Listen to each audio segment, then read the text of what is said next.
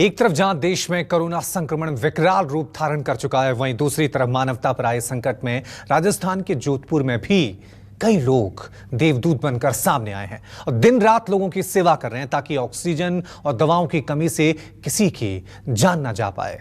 News 24 ऐसे समाज सेवियों को सलाम करता है।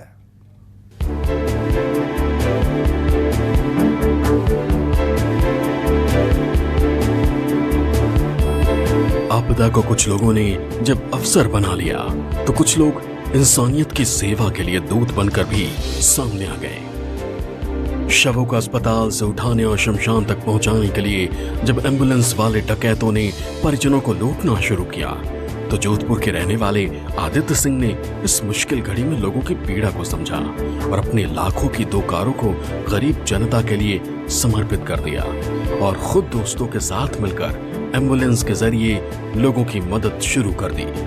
जहां से भी उन्हें कॉल आता है और शमशान घाट तक शवों को पहुंचाने के लिए कहा जाता है तो वो फौरन अपने दोस्तों के साथ कार लेकर निकल जाते हैं और अंतिम संस्कार तक की क्रियाओं में शामिल होकर संकट की इस घड़ी में मानवता की सेवा कर रहे हैं। न्यूज़ 24 आदित्य सिंह की सेवा को सलाम करता है। जो हम लोग देख रहे हैं, लोगों को डेथ बॉडी ले जाने में काफी दिक्कतें आ रही है। उसके लिए एम्बुलेंस सेवाएं जो 5,000 4,000 जो वसूल कर रहे हैं, उसके अलावा मरीज को घर पे जाने में भी दिक्कतें आ रही है। उस चक्कर में हमने हमारी 2 गाड़ियां लगवाई है लोगों के साथ में, हमारी टीम के साथ मिलकर, और टीम उसमें सहयोग करती है। और उसके अलावा हम लोग उसके अंदर पेशेंट को फ्री में सेवा देते हैं, छोड़ने की, घर पे लाने की। जो हमारा एरिया दे रखा है मंडोर से लेकर माता फोन पे है, तो पूरा हम कवर करते हैं। और जिन लोगों को सहयोग चाहिए, मैंने मेरी 2 गाड़ियां और हमारी टीम पूरा सहयोग करती है। अब इस महामारी में दूसरे देवदूत से मिली। ये है जोधपुर की रहने वाली समाज सेविका शारदा चौधरी। देश और समाज पर जब संकट आया तो इन्होंने इस घड़ी में मानवता की सेवा करने का बीड़ा उठाया और जोधपुर के जय नारायण व्यास विश्वविद्यालय पुराना परिसर में 200 बेड लगाकर क्वारंटाइन सेंटर तैयार कर दिया। यहाँ आने वाले मरीजों के लिए 24 घंटे खाने पीने और नाश्ते की व्यवस्था अपने स्तर पर शुरू कर दी और इस तरह मानवता को बचाने में एक अलग ही मिसाल पेश की। न्यूज़ 24 इस खबर के जरिए ऐसे इस समाज सेवी को सैल्यूट करता है जो संकट की इस घड़ी में लोगों की मदद कर रहे हैं। अपन कुछ ऐसा करते हैं कि पेशेंट के लिए वैसी व्यवस्था हो जाए, पलंग की, चादर की, गिद्दे की और खाने की। तो 11 बजे इन्होंने फ़ोन किया, 11:30 में आई, पूरा हॉल वगैरह देखा, सफाई वगैरह करवाई और बिस्तर वगैरह बैठ करके 4 बजे हमने तैयारी कर दी। हम यही चाहते हैं सेकंड लहर आई है, पेशेंट परेशान ना हो और सभी सुविधा उनको मिले। कोशिश यही करेंगे, कलेक्टर साहब, निगम आयुक्त, जेडीए आयुक्त, सभी ये चाहते हैं भाई इनको पूरी फैसिलिटी मिले। कोशिश हम यही करेंगे, उनको दवाई, डॉक्टर, नर्स, ऑक्सीजन की भी कोशिश कर रहे हैं। देखो बाकी यहाँ बेड पूरे, खाने की पूरी व्यवस्था है। दूसरा दौर है वो बहुत ही खतरनाक है और कोई अगर सरकार चाहे कि हम ये अपना काम कर लेंगे तो वो नहीं कर सकते। हो जनता को उसके सहयोग में आगे आना पड़ेगा। वैसे हमारे जोधपुर की एक परंपरा है कि रामदेवरा के मेले में पिछले सैकड़ों सालों से हम देख रहे हैं कि कोई यहाँ से भूखा नहीं जाता है। अपना उनको कोई कहता नहीं है, अपना वो लेके सेवा में लग जाते हैं। तो जोधपुर की जनता की तो आदत पड़ी हुई है सेवा करना। शारदा जी और उनकी टीम ने ये बीड़ा उठाया है तो बहुत अच्छी बात है।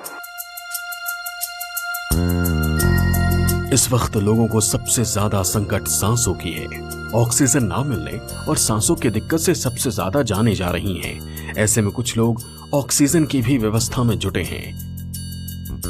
यह शहर के समाज सेवी निर्मल गहलोत और उनके साथी, इन्होंने ब्रीथ बैंक को शुरू करने का निर्णय लिया।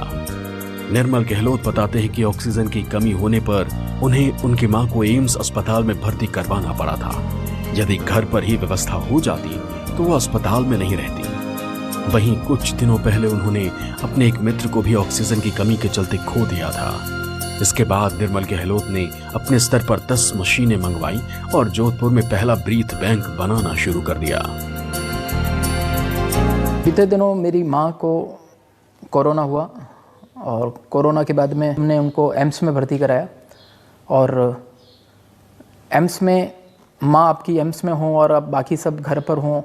और ये कोविड एक ऐसी बीमारी है जिसमें आप ना उनसे मिल सकते हो। वो घर पे आई और बाद में हमें पता चला कि अगर घर पर ही अगर उनका इलाज हो जाता, अगर उनका ऑक्सीजन लेवल घर पर ही चेक करके और कोई माध्यम से उनको ऑक्सीजन दी जा सकती तो हॉस्पिटल नहीं भेजना पड़ता। मित्र हैं, उनकी कोरोना के कारण और ऑक्सीजन लेवल कम हो गया, हॉस्पिटल उनको भर्ती कराया, लेकिन समय पर उनको ऑक्सीजन नहीं मिलने के कारण उनका देहांत हो गया। दोनों घटनाओं ने मुझे बहुत झकझोर दिया और मैंने एक संकल्प लिया कि मेरे जोधपुर में कुछ ऐसी ऑक्सीजन कॉन्सेंट्रेटर मशीन्स कुछ हो जिसके द्वारा लोगों को घर पर ही ऑक्सीजन दिया जा सके, इमरजेंसी में अस्पताल में उनको ऑक्सीजन दिया जा सके। और इसलिए पहले मैंने अपने लेवल पर ऐसे 10 ऑक्सीजन कॉन्सेंट्रेटर मशीन मैंने ऑर्डर करी।